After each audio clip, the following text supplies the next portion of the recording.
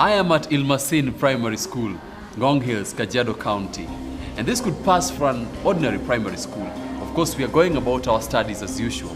But what particularly sets it apart is standing right outside. Come with me, I'll show you.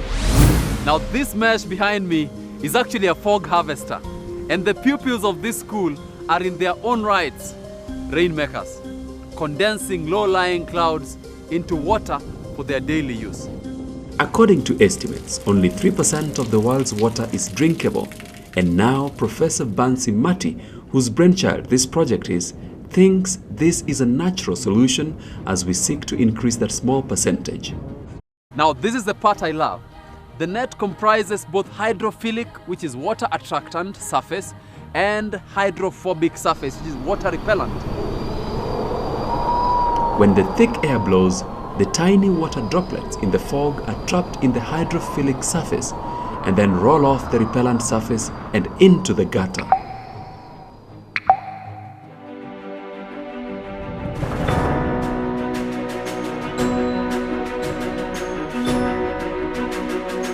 Africa's largest urban slum, Kibra, is not the name you hear often in business. And mainly because businesses here are small and insignificant, with daily turnovers ranging from 300 to 2,000 Kenya shillings.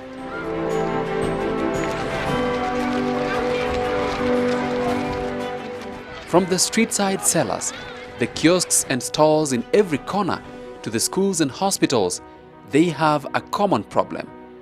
They do not have the sort of cash flow that would easily interest a formal lender. It's very difficult for them to say, let me save these 50 shillings today.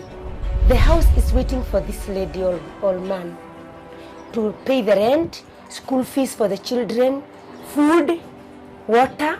If you tell somebody to save, it is saved in the stomach. By the end of the day, he has nothing in the hand. The brilliance of community currencies like Lindi Pesa is how they enable financial inclusion, how they bring very small businesses into the main economic system, which they would otherwise not engage in. When you go to the bank, for you to access the loan or the credit facility, it is so complicated. The requirements are just a lot. You can imagine somebody, a mama mboga, that is selling sukuma wiki, that starts with a capital of, let's say, 500 or 1,000 shillings, and maybe needs to boost his business with 10,000, he cannot be able to access that loan. So it's really rather difficult. Just how dangerous is the ASF virus? Number one, it's highly resistant to environmental conditions. We're talking about a virus that will live over 1.5 years in blood stored at punishingly low temperatures. It will remain infectious in meat over 6 months after slaughter, 140 days in dried and salted ham. Think about several years in frozen carcasses. We can go on and on.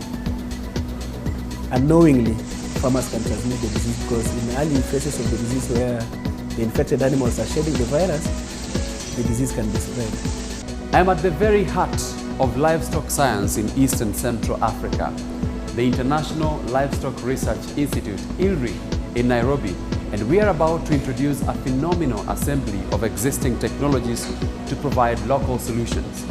A new approach to the diagnosis of the ASF virus as developed by local scientists.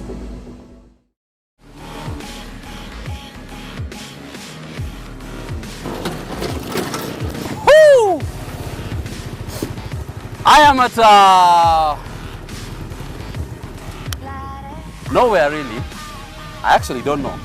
But what I know is that this is a 150cc self-styled or self-customed off-road machine. And as you can see, it is a load of basic metal tubes welded together. And if you look back there, we have a couple of cogwheels to give it some pull power. And these lights, they can allow you to drive at night, of course. In fact, this car, I can tell you for sure, will not cause the Formula 1 cars sleepless nights. But one thing is for sure, I don't know of a Formula 1 car that can do this.